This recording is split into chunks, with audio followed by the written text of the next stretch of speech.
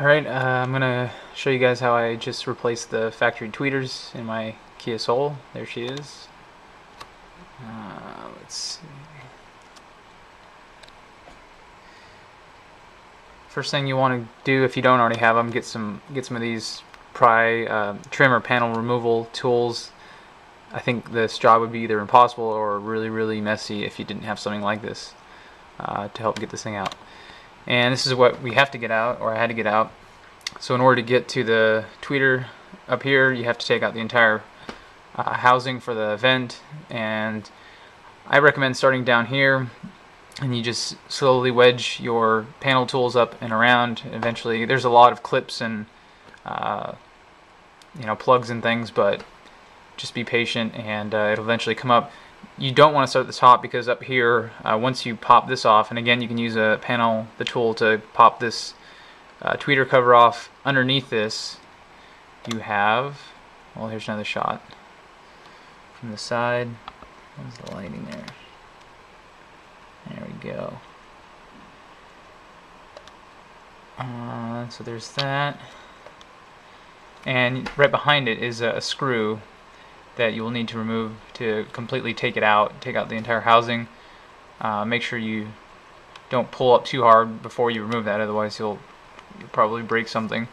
And right underneath it, you can see there's a tweeter right there. So the entire thing comes out, and you're left with just a hole with a tweeter sitting right there, and it comes out fairly easily. It's just got two Phillips screws that come out. Here she is.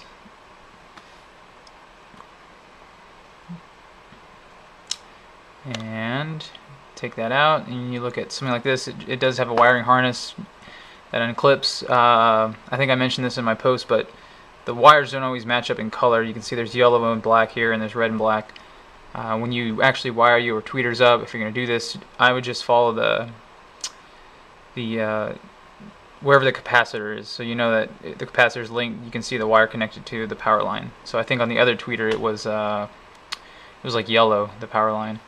So anyway, but I did want to keep the factory housing, so I actually just clipped here and here and used these wires to wire in my new tweeters.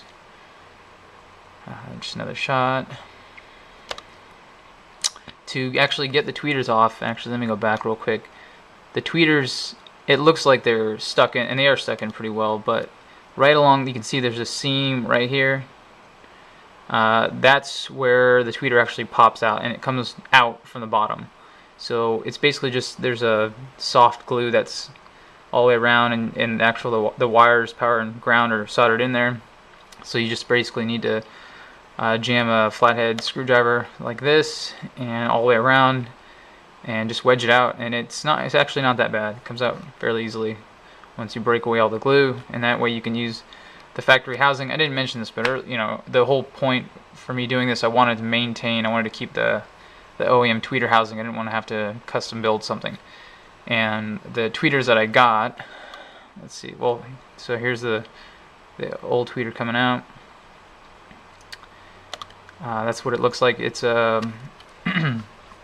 it is a hard dome tweeter, surprisingly heavy. It's actually got some weight to it. I really just did not like the way it sounded though. So, and it does have its own capacitor, so you got to make sure that your tweeters have some sort of crossover capacitor built in to prevent unwanted frequencies.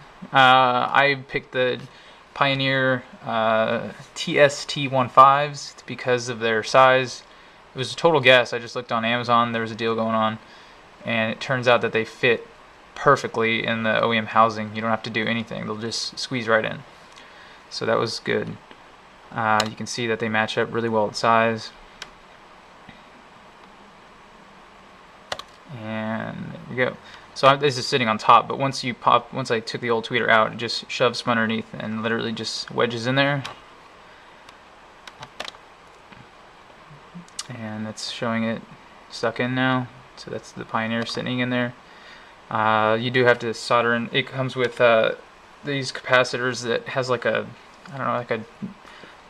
drop of like 12 or 18 decibels per octave, anything below 2500 hertz. So that protects the tweeter. So I soldered that in there. Again, I wanted to keep the factory wiring harness, so I didn't have to mess with that. There's just a closer up on that. And there we go. So there's a finished product. I had to tape off that stuff, but there's my new tweeter sitting in the factory housing. Side shot, and that's basically it. It goes in just as it came out, so that's it.